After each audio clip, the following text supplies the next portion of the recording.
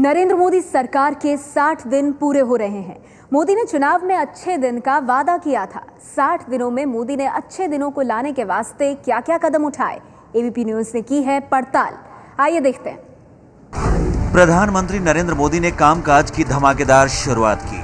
पाकिस्तान के पीएम सहित सार्क देशों के राष्ट्राध्यक्षों को अपने शपथ ग्रहण समारोह में बुलाया। इसे पड़ोसी देशों के साथ संबंध बेहतर बनाने की दिशा में अहम फैसला माना गया। मोदी ने ब्यूरोक्रेसी में और ज्यादा निडर होकर काम करने का माहौल दिया। सीनियर अफसरों की बैठक बुलाकर उन्हें बेझिझक अहम फैसले लेने को कहा। एक ही हफ्ते के अंदर मोदी ने अपने मंत्रियों को हिदायत दी कि परिवार के किसी भी सदस्यों को बतौर पर्सनल स्टाफ न रखा जाए। भाई भतीजावाद रोकने के लिए ये फैसला लिया गया। काले धन पर एसआईटी का गठन किया गया। काले धन की हकीकत जानने के लिए एसआईटी ने काम शुरू कर दिया है, जबकि स्विट्जरलैंड सरकार भी अपने बैंकों में काला धन रखने वाले भारतीयों के नाम बताने को तैयार हो गई है। मोदी सरकार ने आयकर सीमा 2 लाख से बढ़ाकर 2.5 लाख कर दी, यानी अब 2.5 लाख तक की सालाना आमदनी वाले को कोई टैक्स नहीं भरना होगा। पहले 2 लाख तक की आमदनी वालों को ही ये छूट मिलती थी। सीनियर सिटीजन्स को भी मोदी सरकार ने राहत दी। सीनियर सिटीजन को अब 3 लाख तक टैक्स न भरने की छूट है। पहले उन्हें 2.5 लाख की आमदनी के बाद टैक्स भरना होता था। मोदी सरकार ने होम लोन पर ब्याज चुकाने वालों को भी राहत दी। होम लोन पर मिलने वाली टैक्स छूट की सीमा को 1.5 लाख से बढ़ाकर 2 लाख रुपए कर दिया गया। गंगा की सफाई के लिए मोदी सरकार ने गंगा संरक्षण मिशन का ऐलान किया। नमामि गंगा मिशन के नाम से शुरू हुई इस योजना के लिए 2037 करोड़ रुपए की राशि दी गई। सरकार के कामकाज से आम लोगों को जोड़ने के लिए सरकार ने अहम फैसला लिया। आम लोगों की जिंदगी से जुड़ी शिकायतों के निपटारे का काम अब पीएमओ के जिम्मे कर दिया गया है। अर्थव्यवस्था में तेजी लाने के लिए मोदी ने अहम फैसला ये भी लिया कि अब नागरिक उड्डयन, रेलवे, पोस्ट, टेलीकॉम, बैंकिंग, स्वास्थ्य और पेंशन से जुड़े मामलों का निपटारा पीएम का खास अधिकारी करेगा।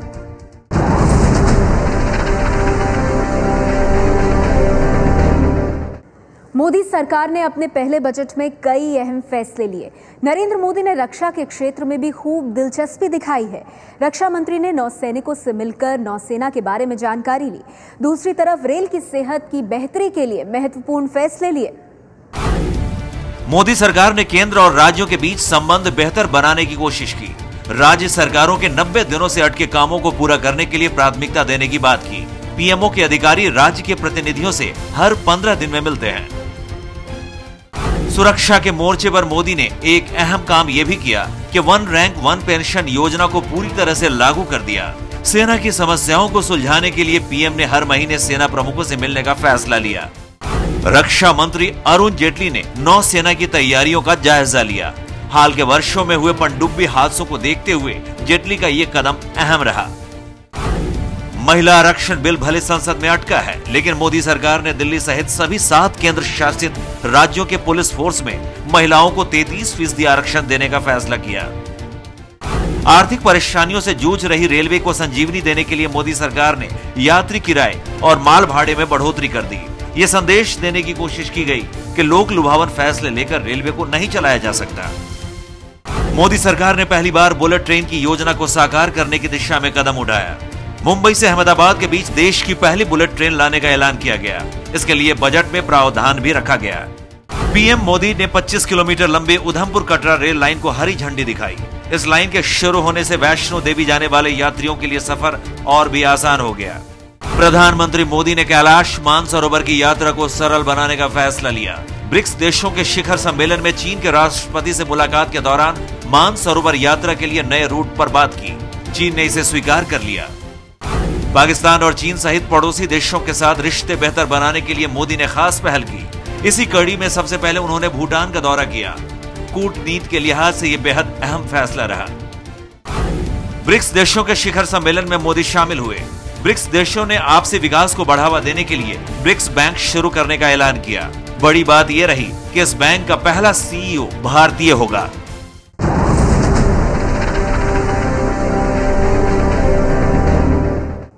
मोदी सरकार के सामने सबसे बड़ी चुनौती महंगाई को काबू में लाने की है। सरकार ने आर्थिक मोर्चे पर कई नए फैसले लिए हैं। आइए आगे देखते हैं मोदी सरकार ने वो कौन से काम किए हैं जिसका फायदा आम आदमी को मिल सकता है। महंगाई से देश को फिलहाल कोई बड़ी राहत तो नहीं मिली है, लेकिन मोदी महंगाई पर काबू पाने के लिए तेजी से कदम उठा रहे हैं। इस दिशा में बड़ा फैसला ये लिया गया कि आलू प्याज की भंडारण सीमा तय कर दी गई है। इससे कालाबाजारी काफी हद तक रुकेगी। मोदी सरकार ने महंगाई पर काबू पाने के लिए प्राइस स्टेबलाइजेशन फंड का गठन किया। इसके लिए 500 करोड़ की राशि निर्धारित की गई है। चीनी मिलों को राहत देने के लिए मोदी सरकार ने 11,000 करोड़ का पैकेज दिया। बीमा क्षेत्र में एफडीआई की सीमा बढ़ा दी। माना जा रहा है कि बीमा में 49% एफडीआई से अधिक पॉलिसी बाजार में आएंगी और बीमा इंडस्ट्री को नई दिशा मिलेगी। सरकार को उम्मीद है कि एफडीआई की सीमा बढ़ाने से करीब 8,000 करोड़ रुपए का फंड आएगा। सरकार ने संवेदनशील रक्षा क्षेत्र में एफडीआई की सीमा को 26% से बढ़ाकर 49% करने का प्रस्ताव किया है, बशर्ते नियंत्रण भारतीय हाथों में रहे। सरकार ने ये कदम घरेलू उद्योग को बल देने के लिए उठाया है। सरकार ने महात्मा गांधी राष्ट्रीय ग्रामीण रोजगार गारंटी योजना यानी मनरेगा को इस साल जारी रखा है और उसे बजट में पर्याप्त रकम भी दी गई है। सरकार ने नए राष्ट्रीय खाद्य सुरक्षा अधिनियम को भी जारी रखा है। मोदी ने अहम नीतिगत मामलों को लेकर बने ग्रुप ऑफ मिनिस्टर्स यानी जीओएम और empowered group of ministers EGoM को खत्म कर दिया है। मंत्रालय अहम फैसले तुरंत ले, इसके लिए ऐसा किया गया। मोदी ने अपने सभी मंत्रियों को 100 दिन का टारगेट दिया है। प्रधानमंत्री बनने के बाद उन्होंने सबको एक समय सीमा दे दी और उस समय सीमा में कुछ कर दिखाने को कहा। प्रधानमंत्री मोदी ने सचिवों से सीधी बात कर उन्हें संदेश दे दिया कि किसी भी मुद्दे पर वो उनसे मशवरा कर सकते हैं, यानी उन्हें पहली बार अलग से अधिकार दिए गए जो पहले उनके पास नहीं होते थे। प्रधानमंत्री ने सबको ये संदेश दिया कि कामकाज और वक्त की पाबंदी से कोई समझौता नहीं होगा। दफ्तर आने का समय तो तय होगा, लेकिन जाने की कोई समय सीमा नहीं होगी।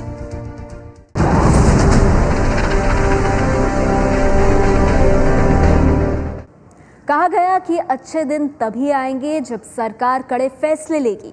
घरेलू गैस पर मिलने वाली सब्सिडी पर सवाल उठा, लेकिन फिलहाल सरकार गैस की कीमत बढ़ाने के मूड में नहीं है।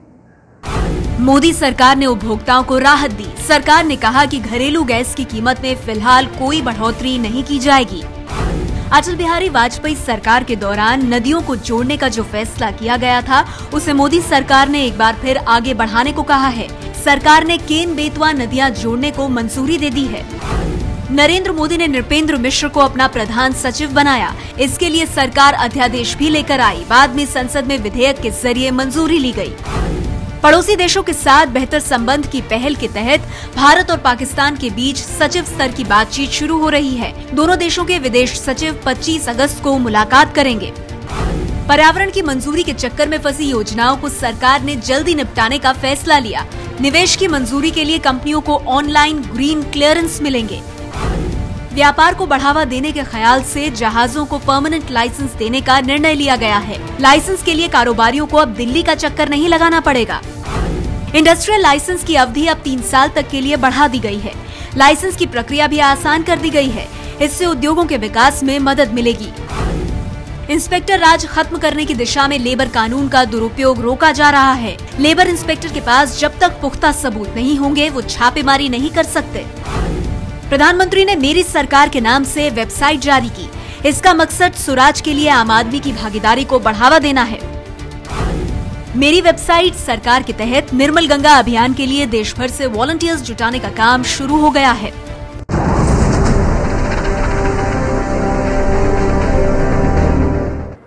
मोदी ने मेरी सरकार नाम से वेबसाइट लॉन्च की। इस वेबसाइट के जरिए सरकार लोगों से सीधे जुड़ना चाहती है। और क्या है मोदी सरकार की इस वेबसाइट में, आइए देखते हैं। सरकार की तरफ से लॉन्च की गई वेबसाइट पर आम लोगों से नए आइडिया देने को कहा गया है और वादा किया गया है कि विशेषज्ञों की राय के बाद अच्छे आइडिया को लागू किया जाएगा। मोदी की मेरी सरकार वेबसाइट पर मिड डे मील योजना पर निगाह रखने के लिए आम आदमियों से तस्वीरें और वीडियो मांगा गया है ताकि बच्चों के खाने के साथ खिलवाड़ न हो। आवेदन के साथ लगाए जाने वाले अहम दस्तावेजों को प्रमाणित करने के लिए मोदी ने हर नागरिक को अधिकार दे दिया। अब किसी को भी नोटरी और अधिकारियों का चक्कर नहीं काटना पड़ेगा। निवेश को बढ़ावा देने के लिए अब 6,500 से ज्यादा बेसिक तनख्वाह पाने वालों को पीएफ कटवाना जरूरी नहीं होगा ताकि वो अपनी बचत ज्यादा फायदा देने वाली योजनाओं में लगा सके। यूपीए सरकार के समय प्रीमियम पेट्रोल और डीजल महंगा हो गया था। उसकी कीमत में अब कमी कर दी गई है। आम पेट्रोल और प्रीमियम पेट्रोल की कीमत में सिर्फ 2 रुपए का अंतर रह गया है। इससे शहर में कम प्रदूषण होगा।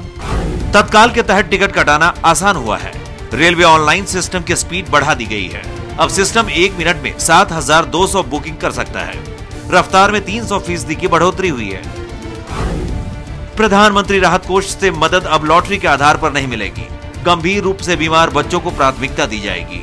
मदद देने का फैसला पीएम एसएमएस के जरिए देंगे।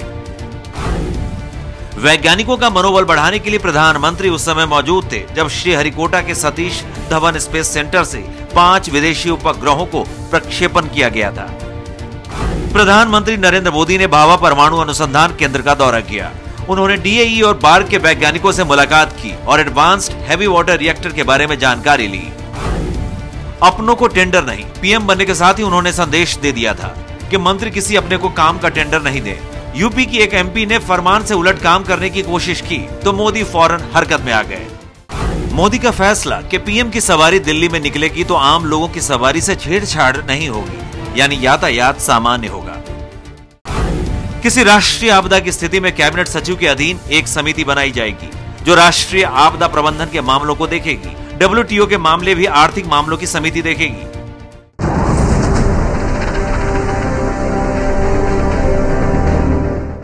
नरेंद्र मोदी सरकार का वादा है कि वो गंगा को न सिर्फ निर्मल करेगी बल्कि उस पर जहाज सेवा भी शुरू करेगी। क्या मोदी सरकार इसमें कामयाब होगी? मोदी सरकार देश को 1620 किलोमीटर लंबा सबसे बड़ा जलमार्ग देने की तैयारी कर रही है। खास बात यह है कि 1620 किलोमीटर का ये जलमार्ग गंगा नदी पर तैयार किया जाएगा जो इलाहाबाद को पश्चिम बंगाल के हल्दिया तक जोड़ेगा।